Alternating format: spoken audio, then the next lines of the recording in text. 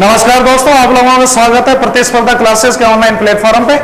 मैं राहुल शर्मा आज एक नए चैप्टर की शुरुआत कर रहे हैं, हड़प्पा सभ्यता या जिसे कहते हैं सिंधु घाटी सभ्यता। ये आद्य ऐतिहासिक कालीन सभ्यता है, यानी कि हमने इतिहास को 3 भागों में विभाजित किया था, जैसा कि हमने पहले पढ़ा है। तो इतिहास का आद्य ऐतिहासिक काल कौन सा है? जिस काल के संबंध में लिखित इतिहास उपलब्ध है लेकिन पढ़ने में सफलता नहीं मिली है। इसका मतलब सिंधु घाटी सभ्यता को हम कौन से काल के अंतर्गत रखेंगे? आद्य ऐतिहासिक काल के अंतर्गत। अरे इतिहास को हमने 3 भागों में बांटा था कि नहीं? 3 भागों में है। बताओ पहले, चलो इसको भी देख लेते हैं। पहला जो भाग, इसका नाम क्या था भाई? प्राग ऐतिहासिक काल। दूसरा काल कौन सा था? आद्य ऐतिहासिक काल। और तीसरा काल कौन सा है भाई? ऐतिहासिक काल। ये पढ़ा था है। अब प्राग ऐतिहासिक काल का समय बताओ कितने से कितना है? 25 लाख से 3000 ईसा पूर्व। 25 लाख से 3000 ईसा पूर्व। क्लियर? आद्य ऐतिहासिक काल, इसका समय क्या है भाई? 3000 से 600 ईसा पूर्व। हाँ, 6ठी शताब्दी हो गई। और ऐतिहासिक काल है, इसका ईसा पूर्व 6ठी शताब्दी से लेकर के कहाँ तक? वर्तमान काल तक। ये ऐतिहासिक काल है, ये ऐतिहासिक काल है। अब इसकी डिटेल में अपन नहीं जा करके, चूंकि डिटेल हम पढ़ चुके हैं, तो इसमें हमें ये सबसे बड़ी ध्यान रखना है कि प्राग ऐतिहासिक काल इतिहास के उस काल को कहा जाता है जिसके संबंध में जानकारी केवल पुरातात्विक साधनों से मिलती है। कौन से साधनों से? पुरातात्विक साधनों से। अब बताओ भाई, क्या इस काल का लिखित इतिहास उपलब्ध है? ये लिखित इतिहास उपलब्ध नहीं है, यानी कि जानकारी केवल किससे मिलेगी? पुरातात्विक साधनों से। तो इस काल को तो हमने 3 भागों में बांट लिया था, तीनों भागों को हमने अलग अलग पढ़ लिया था। बताओ 3 भाग इसके कौन कौन से करे थे हमने?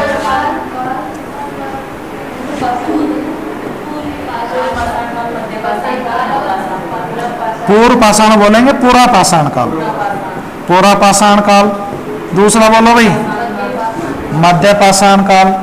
तीसरा बोलो नव पाषाण काल, नव पाषाण काल।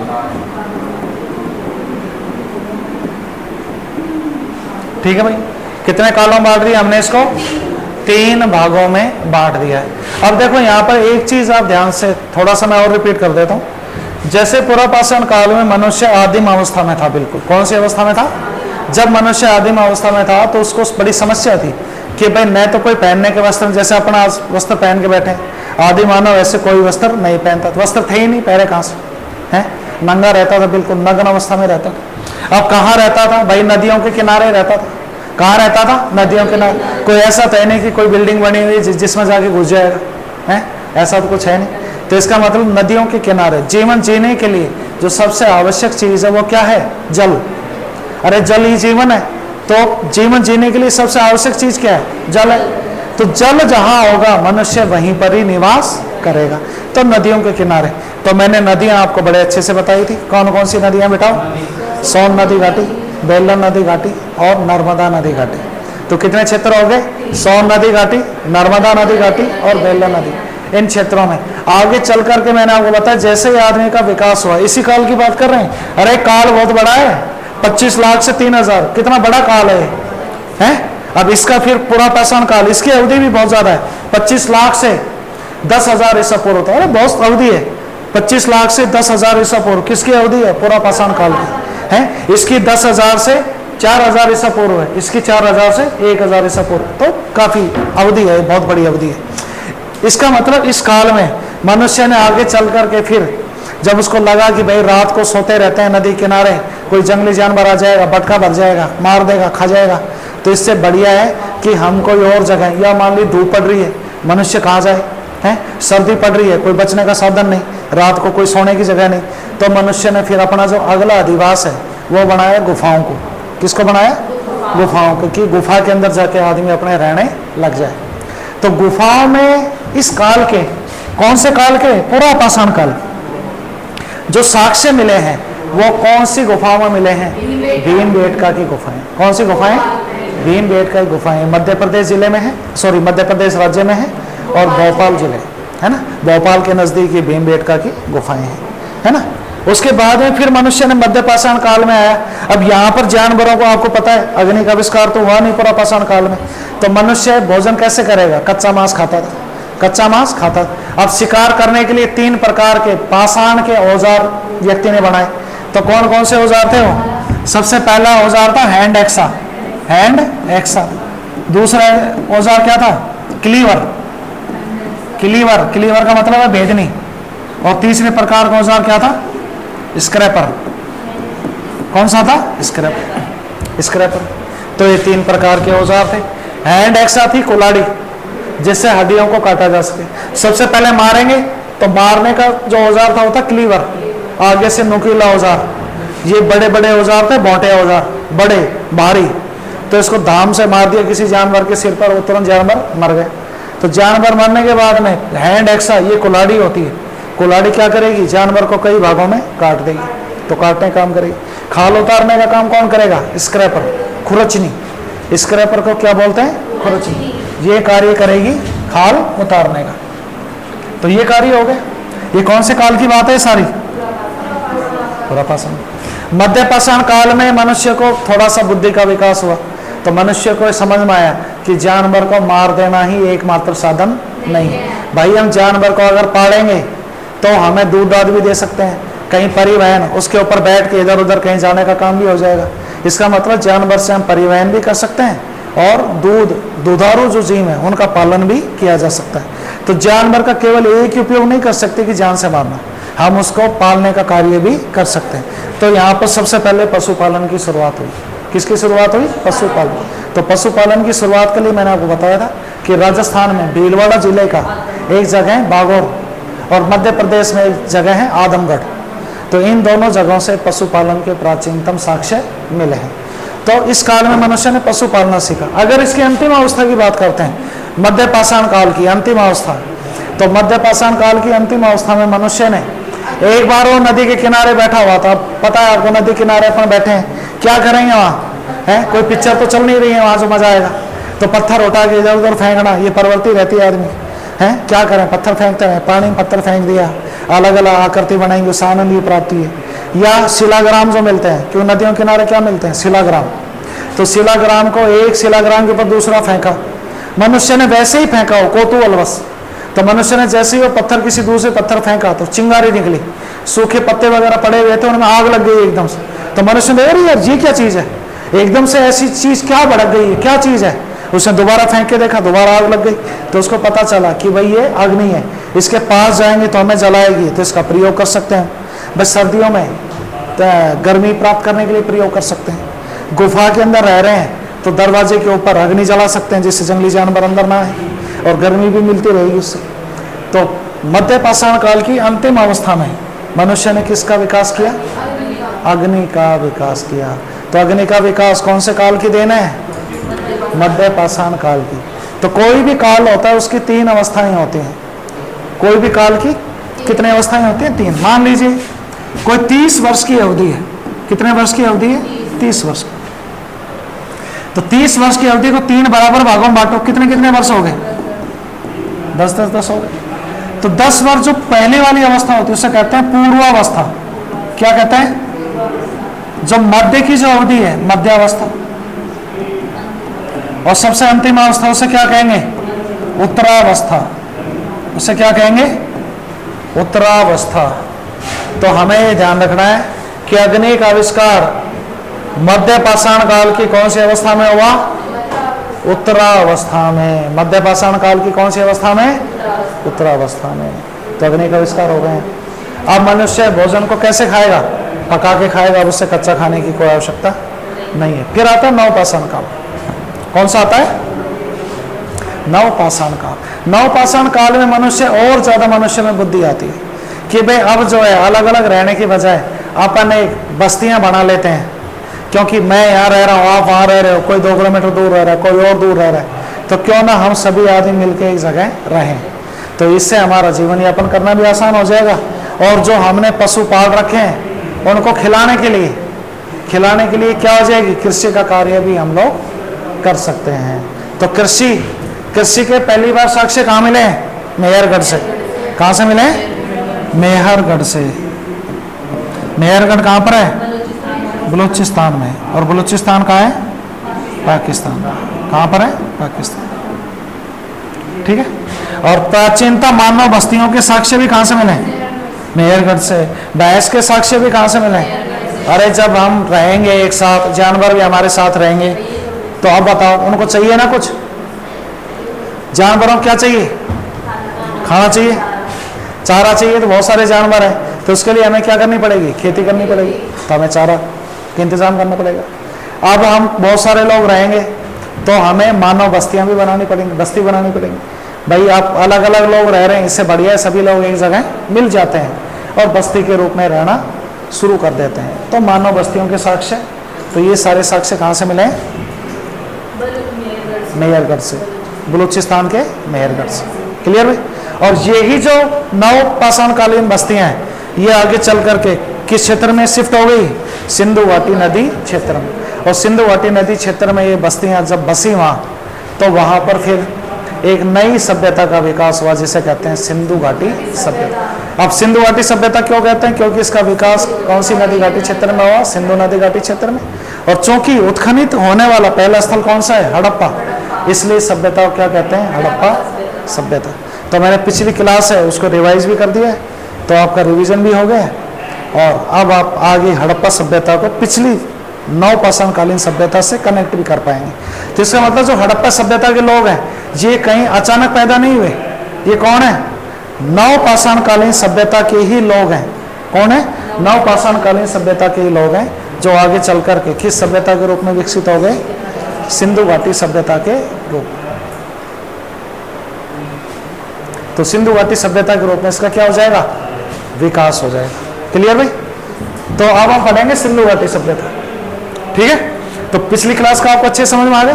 अब सिंधु घाटी सभ्यता, सबसे पहले मैंने आपको बताया इसका समय के बारे में ना।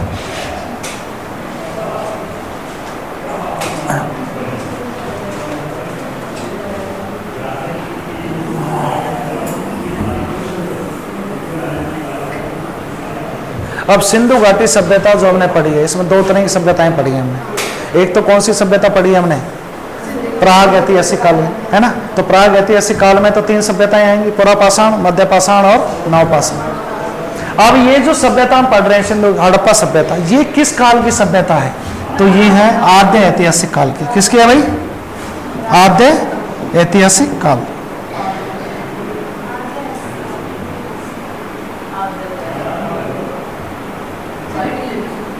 राइट, आद्य ऐतिहासिक काल, आद्य ऐतिहासिक काल, आद्य ऐतिहासिक काल है। आद्य ऐतिहासिक काल में मैंने आपको क्या बताया है कि ऐसा काल ले आओ। धन्यवाद। हाँ, पढ़ा नहीं गया।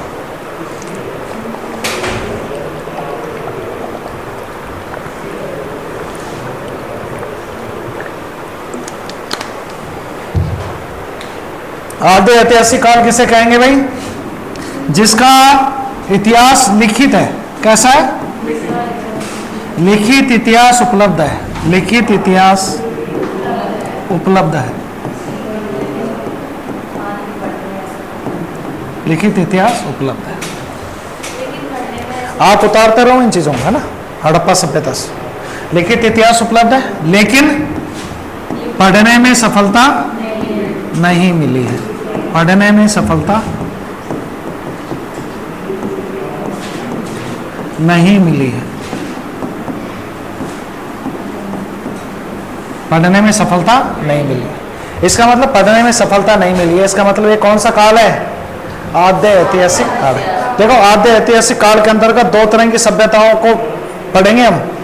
एक तो देखो, इस चीज को ध्यान से समझ लो भी, इधर ऐसा काल जिसके बारे में लिखित इतिहास उपलब्ध है लेकिन पढ़ने में सफलता नहीं मिली है, तो कौन से काल में रखेंगे उसे, आद्य ऐतिहासिक काल। आद्य ऐतिहासिक काल के अंतर्गत दो सभ्यताओं का अध्ययन करेंगे। पहली सभ्यता है हड़प्पा सभ्यता। कौन सी है भाई, हड़प्पा सभ्यता। या सिंधु घाटी सभ्यता, सिंधु घाटी सभ्यता, सिंधु घाटी सभ्यता है। यहां देखो अब इधर कौन सी सभ्यता पढ़ेंगे? इधर ऋग्वैदिक सभ्यता। कौन सी है भाई? ऋग्वैदिक सभ्यता। अब आप कहोगे सर ऋग्वैदिक सभ्यता को इसके अंतर्गत क्यों रखा है हमने? तो ऋग्वैदिक सभ्यता को इसके अंतर्गत इसलिए रखा है हमने, इसका लिखित इतिहास उपलब्ध है और पढ़ने में सफलता भी मिल गई है, पढ़ने में सफलता भी मिल गई है। फिर कहोगे सर ये पढ़ने में सफलता मिल गई है तो हमने इसको ऐतिहासिक काल में क्यों नहीं रखा? क्यों? इसलिए हमने इसको ऐतिहासिक काल में नहीं रखा क्योंकि ऋग्वैदिक कालीन सभ्यता का जो इतिहास है जो है उसकी प्रामाणिकता संदिग्ध है। प्रामाणिकता कैसी है? संदिग्ध है। आपको पता है ऋग्वैदिक काल सभ्यता के बारे में जानकारी कहां से मिलती है? ऋग्वेद से। कहां से मिलती है जानकारी? किससे मिलेगी? ऋग्वेद से जानकारी मिलेगी हमें इस काल के बारे में। अब क्या संदिग्ध? संदिग्ध का मतलब है जिसके बारे में शक हो, हाँ, डाउट हो, डाउटफुल केस हो। क्या हो? डाउट। अब हाँ अभी तो बता रहे हैं, वही तो बता रहा हूं। अगर ऋग्वैदिक कालीन सभ्यता, क्या नाम है इसका? ऋग्वैदिक कालीन। इसका मतलब जानकारी का स्रोत ऋग्वेद है। अरे ऋग्वेद है, उसी कोई भी ग्रंथ अगर आज के टाइम में किताब लिखी जाएगी तो आज के टाइम पे ही तो लिखी जाएगी, हैं? तो ऋग्वेद जानकारी का स्रोत है। और ऋग्वेद के रचनाकार कौन है? रचनाकार कौन है? महर्षि वेदव्यास है। वेदव्यास है। अब आपको पता है कि वेदव्यास इसके रचनाकार नहीं है, वास्तव में वो इसके संकलन करता है केवल। क्या है? संकलन करता। अब देखो भाई, आप कहोगे सर संकलन करता क्या है?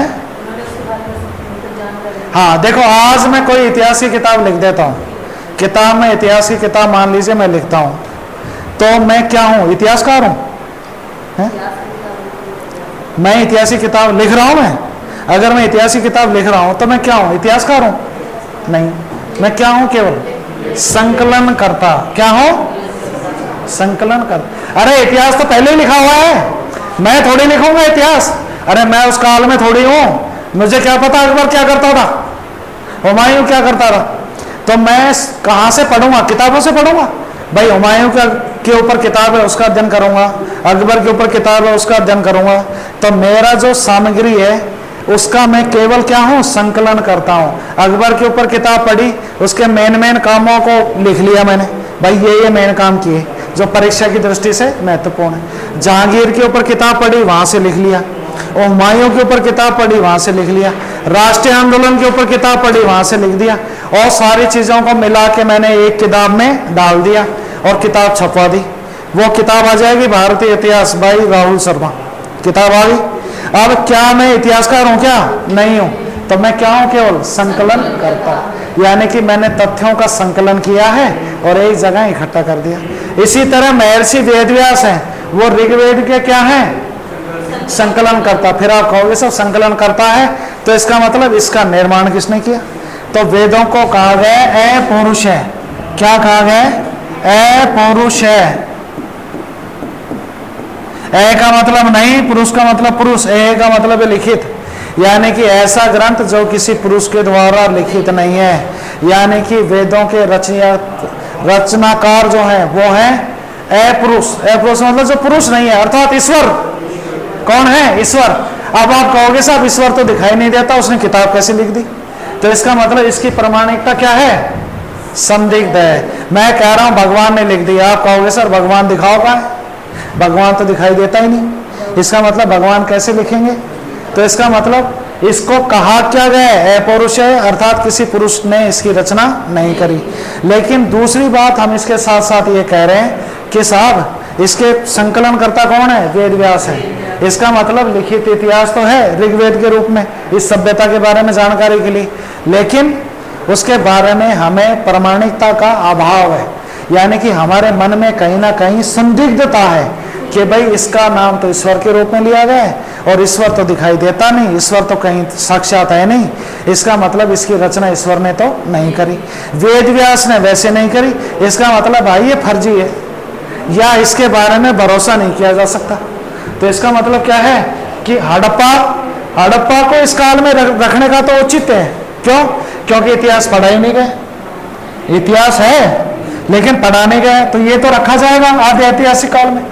अब ऋग्वेदिक काल की सभ्यता वो तो हमने पढ़ लिया, ऋग्वेद पढ़ सकते हैं, लेकिन फिर भी हमने इस काल में रखा है। इसका कारण क्या है कि इसकी प्रामाणिकता क्या है? संदिग्ध है, यानी कि इतिहास है, पढ़ भी लिया, प्रामाणिकता संदिग्ध है। इसका मतलब भाई ये आदि ऐतिहासिक काल में ही रखा जाएगा। ऐतिहासिक काल में किस चीज को रखेंगे? जिसके बारे में पूरी जानकारी हमारे पास परफेक्ट रूप में है, यानी कि इतिहास के अंतर्गत उस काल में रखेंगे जहां पर जानकारी के सारे साधन हमारे पास हैं, यानी कि विदेशी यात्रियों के विवरण वो भी हमारे पास हैं, साहित्यिक स्रोत या साहित्यिक ग्रंथ वो भी हमारे पास हैं, और अगर हम पुरातात्विक स्रोत देखें वो भी हमारे पास है। इसको आसान भाषा में समझ लेते हैं। जैसे हमें अलवर का इतिहास पढ़ना है, तो बताओ क्या अलवर के बारे में पुरातात्विक स्रोत हमारे पास हैं? बिल्कुल है। अरे म्यूजियम यहाँ पे है, म्यूजियम जाए उसको देख सकते हैं। मूसी महारानी की छतरी है, वहाँ घूम के देख सकते हैं। बाला किला है और बहुत सारी चीजें हैं जहाँ जा करके हम फिजिकल रूप से इन चीजों का इंस्पेक्शन कर सकते हैं। क्या अलवर का इतिहास पढ़ना है तो क्या इसके लिए कोई किताब अवेलेबल है हमारे पास? बिल्कुल है। अरे मनीगढ़ पे चले जाओ, अलवर के इतिहास के ऊपर 20 किताब ले लो। क्या विदेशी यात्री जो भारत आए उन्होंने अलवर के ऊपर लिखा है? बिल्कुल लिखा है। तो जानकारी के अगर सारे साधन हमारे पास हैं तो हम इतिहास के कौन से काल में रखेंगे? ऐतिहासिक काल में। जानकारी का कोई साधन हमारे पास नहीं है केवल पुरातात्विक साधनों के अलावा, तो उसे रखेंगे प्राग ऐतिहासिक काल में।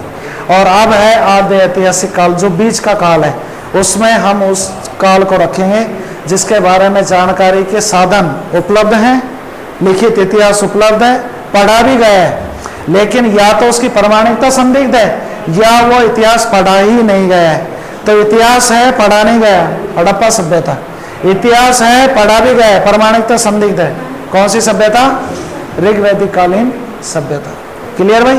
तो हम हड़प्पा सभ्यता को कौन से काल के अंतर्गत पढ़ते हैं?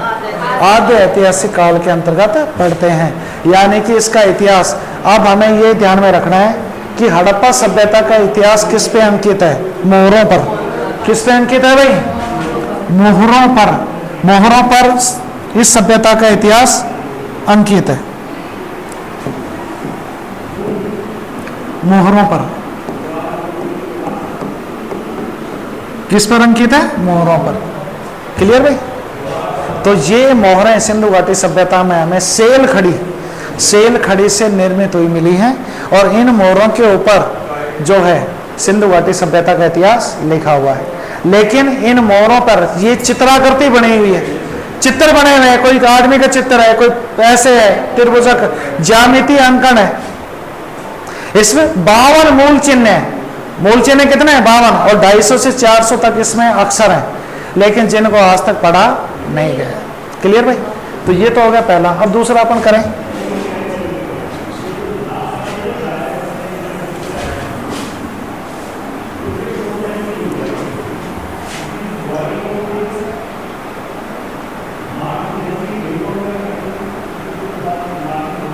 अब सवाल ये है कि इसको किस काल में रखा जाएगा, ये तो हमें पता लग गया। अब सवाल ये है कि सिंधु घाटी सभ्यता का सर्वमान्य काल क्या है। देखो अलग अलग इतिहासकारों ने इस सभ्यता का काल भी क्या बताया है? अलग अलग काल बताया है। अरे अलग अलग इतिहासकारों ने काल क्या बताया है? अलग अलग काल बताया अलग अलग इतिहासकारों ने। तो किसकी माने? तो जो सर्वाधिक प्रामाणिक है, जिसके बारे में अधिकांश इतिहासकार एक मत है, जिसके बारे में अधिकांश इतिहासकार क्या है? एक मत है। तो वो समय है, वो कितना है? 2350 से 2350 से 1750 ईस्वी। 2350 से 1750 ईसा पूर्व। ये इस सभ्यता का क्या है भाई? सर्वमान्य काल है। इस सभ्यता क्या है? सर्वमान्य। अब ये आता है ये किस काल की सभ्यता है।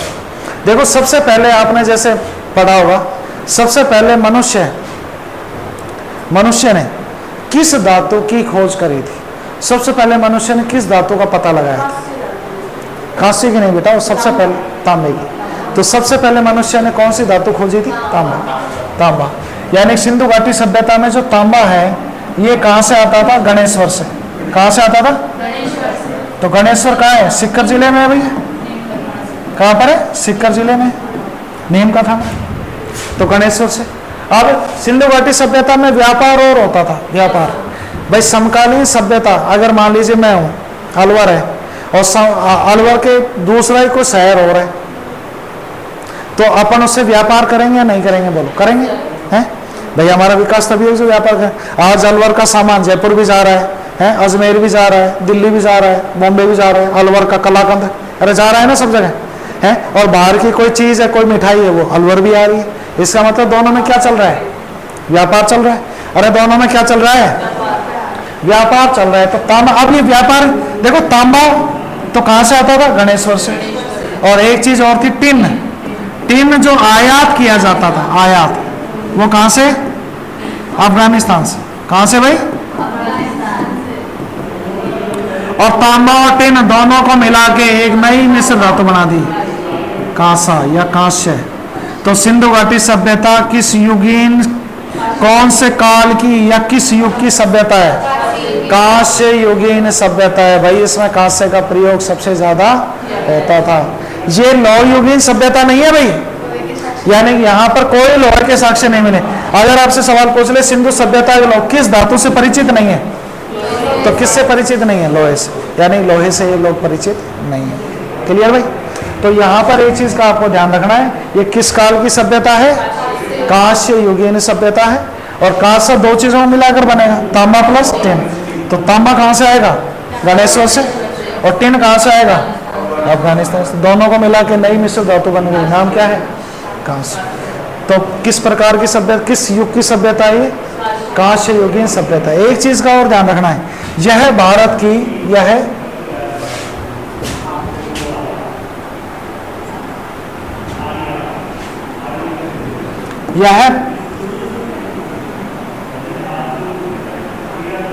यह भारत की पहली प्रथम नगरीय सभ्यता है। कौन सी सभ्यता है? नगरीय सभ्यता है। कैसी सभ्यता है ये? नगरीय। देखो ध्यान रखना, आज के टाइम में तो पहले क्या बनते हैं? गांव बनते हैं। गांव फिर किस में चेंज होते हैं? कस्बों में। कस्बे बनेंगे, और कस्बे आगे चल करके शहर बनेंगे, फिर शहर आगे चलकर महानगर बनेंगे। लेकिन अगर अपन भारत की शुरुआत से देखें, जो भारत की पहली सभ्यता है, हड़प्पा सभ्यता, वो नगरीय सभ्यता है। दूसरी सभ्यता जो है ऋग्वैदिक कालीन सभ्यता, या जिसे पूर्व वैदिक सभ्यता कहते हैं, वो कैसी सभ्यता है? ग्रामीण सभ्यता है। तो भारत में पहले कौन सी सभ्यता आई? नगरीय सभ्यता, उसके बाद में ग्रामीण सभ्यता, फिर धीरे धीरे विकास हुआ है और यहाँ तक पहुंचे। तो ये जो सिंधु घाटी सभ्यता है, ये भारत की कैसी सभ्यता है भाई? नगरीय सभ्यता है पहली। क्लियर भाई? यानी कि ये नगरीय सभ्यता है, और इस सभ्यता का जो समय है वो कितना है? 2350 से 1750 ईसा पूर्व। क्लियर भाई?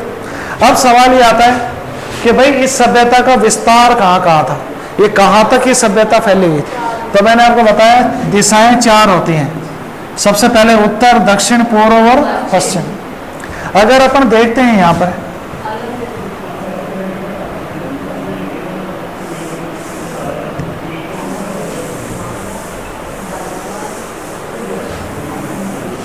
देखो सबसे उत्तर में जो स्थान है मांडा। कौन सा है? मांडा। इसका जिला है अखनूर, जिला अखनूर। कहां पर है? जम्मू एंड कश्मीर। ये सबसे उत्तरी पॉइंट है, सबसे उत्तरी। यानी अगर हम इससे ऊपर जाएंगे तो हमें सिंधु सभ्यता का कोई भी साक्ष्य नहीं मिलेगा, इससे ऊपर जाएंगे तो। क्लियर होगी? अब है सबसे दक्षिणतम बिंदु कौन सा है भाई बताओ? दायमाबाद, या जिसे कह देते हैं दायमाबाद। क्या कह देते हैं? दायमा।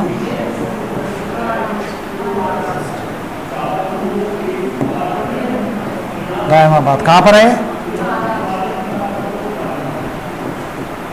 महाराष्ट्र में। अब सबसे पूर्वी पॉइंट अब देखें कौन सा है? आलमगीरपुर। आलमगीरपुर कहाँ पर है? मेरठ। और ये कहाँ पर है? और सबसे पश्चिमतम बिंदु कौन सा है?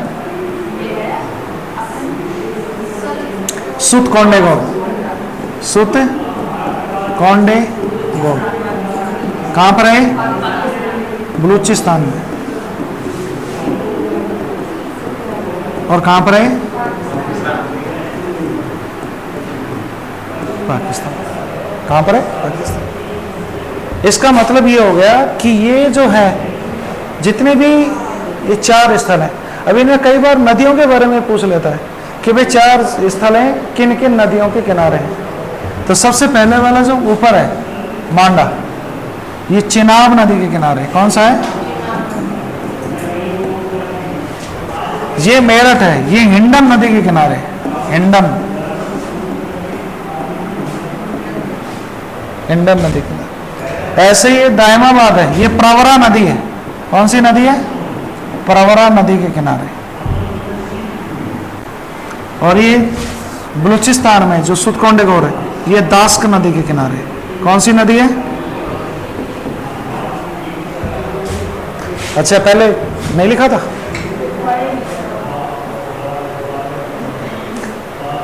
तो सबसे ऊपर कौन सी नदी है? चिनाब नदी। दैमाबाद कौन सी नदी है? प्रवरा नदी।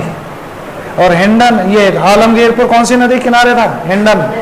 और सुतकोंडेगोर दास्क नदी के किनारे। क्लियर भाई? अब इस सभ्यता का क्षेत्रफल की अपन बात करें किस, तो है प्रवरा नदी। ठीक है ना? अगर वैसे तो इसका अगर क्षेत्रफल देखें तो 12,99,996 वर्ग किलोमीटर था। 12,99,996। लेकिन हम इसे साधारण रूप में क्या कह देंगे? 13 लाख वर्ग किलोमीटर। तो लगभग इसका जो कुल क्षेत्रफल है इस सभ्यता का चारों तरफ का, तो क्षेत्रफल कुल कितना है? लगभग 13 लाख वर्ग किलोमीटर। कितना है भाई? 13 लाख वर्ग किलोमीटर इसका कुल क्षेत्रफल है। क्लियर? और इसके अलावा फिर मैंने आपको, देखो ये तो होगी सभ्यता। अब यहाँ पर फिर मैंने आपको कई चीजें बताई थी। इसमें सिंधु घाटी सभ्यता की सबसे महत्वपूर्ण विशेषता क्या है भाई? बताओ।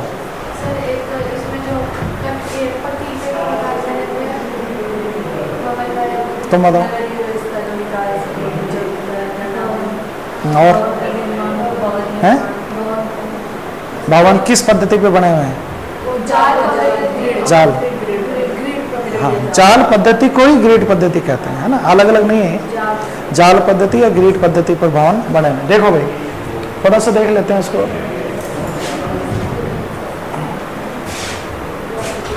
तो सिंधु सभ्यता की सबसे महत्वपूर्ण विशेषता क्या है? सिंधु सभ्यता की सबसे महत्वपूर्ण विशेषता, सबसे महत्वपूर्ण विशेषता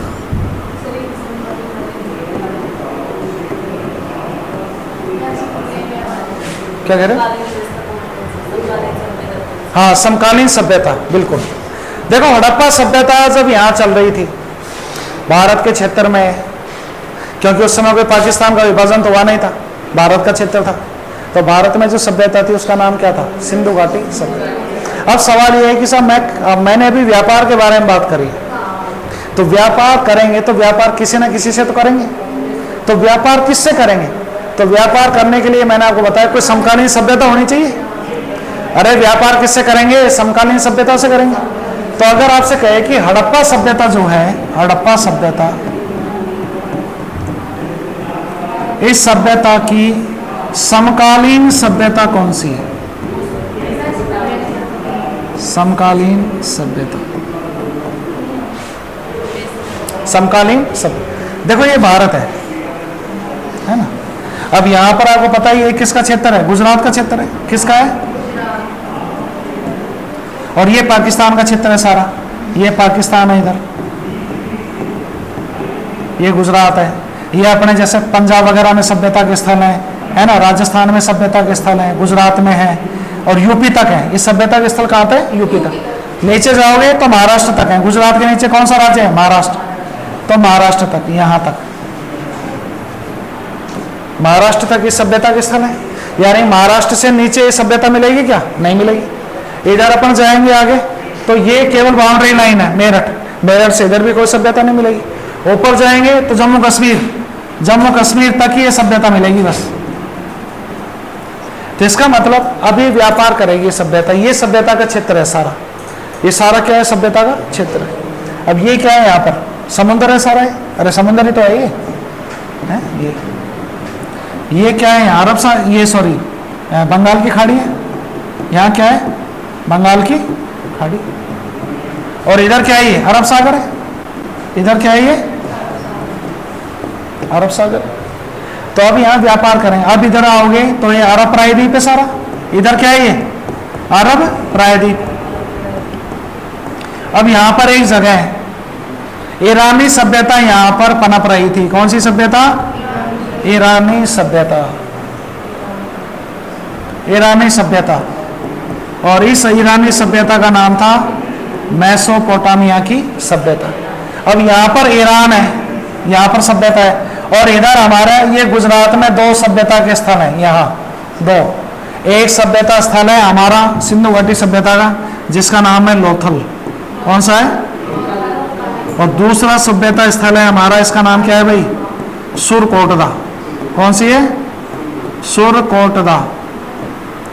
तो एक सभ्यता स्थल हो गया लोथल, और दूसरा कौन सा हो गया? ये दोनों कहां पर है सभ्यता स्थल? जैसा मैंने बताया आपको, दोनों यहाँ पर है, लोथल या सुरकोटदा। अभी ईरान के साथ अगर व्यापार करेंगे समुद्र के रास्ते, तो यहां से व्यापार हो जाएगा आराम से। तो लोथल और सुरकोटदा क्या है? सिंधु सभ्यता के दो बंदरगाह, सिंधु सभ्यता के दो बंदरगाह।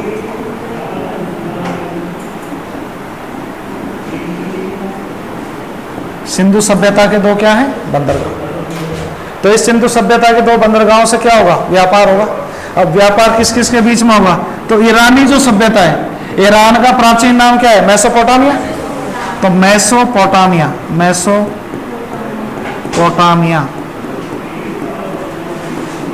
तो मेसोपोटामिया की सभ्यता दो बंदरगाहों के द्वारा, बंदरगाह कौन कौन से? लोथल और सुरकोटदा। इन दोनों बंदरगाहों के द्वारा किससे व्यापार करती थी? हड़प्पा सभ्यता से। किस, कौन सी सभ्यता से? तो अगर अब आपसे सवाल पूछ ले कि हड़प्पा सभ्यता की समकालीन सभ्यता कौन सी है? हड़प्पा सभ्यता की समकालीन सभ्यता तो कौन सी सभ्यता है? मेसोपोटामिया की सभ्यता। ये समकालीन सभ्यता है। तो यहाँ पे क्या है? जैसे सिंधु घाटी सभ्यता में हमने खुदाई करी है ना, तो खुदाई के जो कई स्थल हैं, जैसे कोटदीजी है, सुतकोंडेगौड़ है, चानोदड़ो है, हड़प्पा है, मोहनजोदड़ो है। ये सभ्यता के स्थल ऐसे हैं जो कहाँ से प्राप्त हुए हैं? पाकिस्तान से। कहाँ से प्राप्त हुए हैं? पाकिस्तान। अब हमारे भारत में इस सभ्यता के स्थल कौन कौन से राज्यों से प्राप्त होंगे? तो देखो, पंजाब से प्राप्त होंगे, है ना, यूपी से प्राप्त होंगे, राजस्थान से प्राप्त होंगे, गुजरात से प्राप्त होंगे। तो इन क्षेत्रों से ही जो है सिंधु सभ्यता के स्थल हमें प्राप्त होंगे। तो है पंजाब में एक जगह है रोपड़, रोपड़ में आज पढ़ा था, लेकिन मुझे रिवीजन करवाना पड़ गया, है ना, नहीं तो मैं रोपड़ ही पढ़ाता आज, है ना।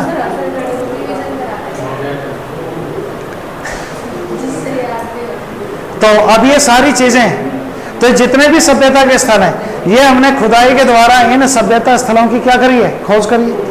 तो इन्हीं सभ्यता स्थलों के बारे में मैं आपको लिखा रहा था। तो अपन जो कल की क्लास करेंगे, कल का मतलब मंडे की, उसमें अपन वहीं से ही आगे पढ़ाएंगे। तो जिन लड़कों ने अभी तक, जैसे मान लीजिए कोई न्यू एडमिशन है या न्यू वो है, तो आप पुराने कॉपी लेकर के उससे नोट करते रहें, ठीक है भाई। तो आज की क्लास में इतना ही प्यारे विद्यार्थी, कल अपन इसी सिंधु घाटी सभ्यता को आगे बढ़ाएंगे, ठीक है। जय हिंद।